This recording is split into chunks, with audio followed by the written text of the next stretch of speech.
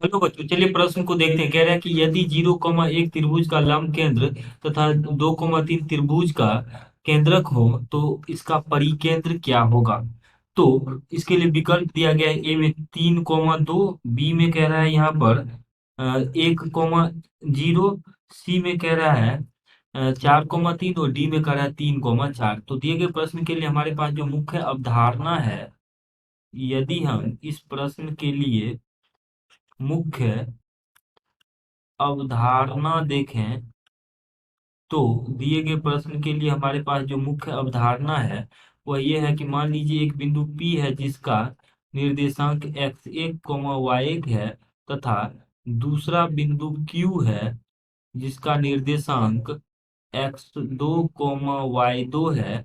और इन दो बिंदु को अगर मान लेते हैं R एक बिंदु इसके मध्य में है जो इसको M अनुपात N में प्रतिच्छेद करती है, तो R बिंदु का जो निर्देशांक होता है वो होता है mx2 जोड़ nx1 बट्टा m जोड़ n, कॉमा my2 जोड़ ny1 बट्टा m जोड़ n। ये हमारे पास इस बिंदु R का निर्देशांक होता है यदि R P और Q को m अनुपात n में प्रतिच्छेद करती है तो।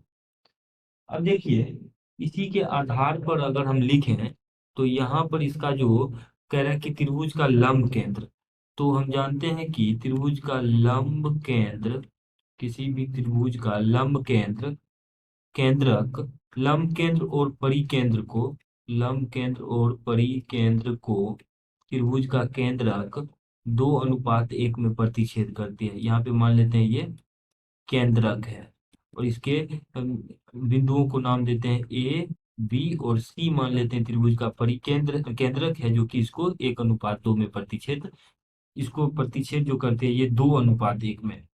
तो ये 2:1 में प्रतिच्छेद करती है। और प्रश्न में हमारे पास दिया गया है कि त्रिभुज का लंब केंद्र, यदि 0,1 त्रिभुज का लंब केंद्र है अर्थात लंब केंद्र 0,1 है, और केंद्रक जो है इस त्रिभुज का केंद्रक, वो केंद्रक का निर्देशांक यहाँ पे 2,3 दिया गया है।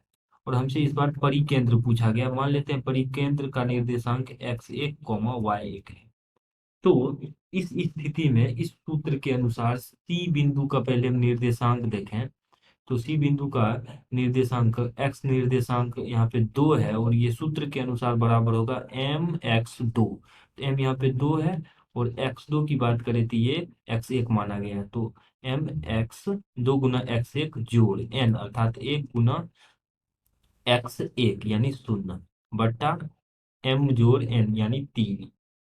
तो यहाँ से x1 निकालेंगे तो आ जाएगा 2 गुना 3 अर्थात 6 बराबर 2x1। अर्थात यहाँ से x1 यानी हम परिकेंद्र का x निर्देशांक देखें तो 6/2 अर्थात 3 आ जाएगा।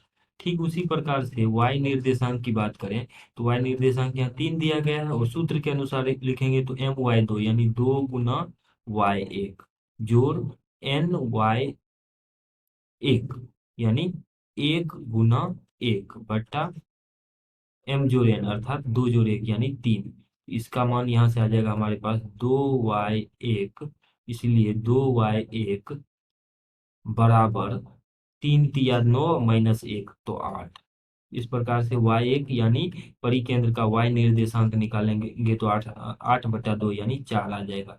यानी हम कह सकते हैं कि दिए गए प्रश्न में त्रिभुज का जो परिकेंद्र का निर्देशांक है वो आ जाएगा 3,4 के बराबर। अगर विकल्प में देखें तो 3,4 जो है विकल्प डी में है, तो डी हमारा सही उत्तर हो जाएगा।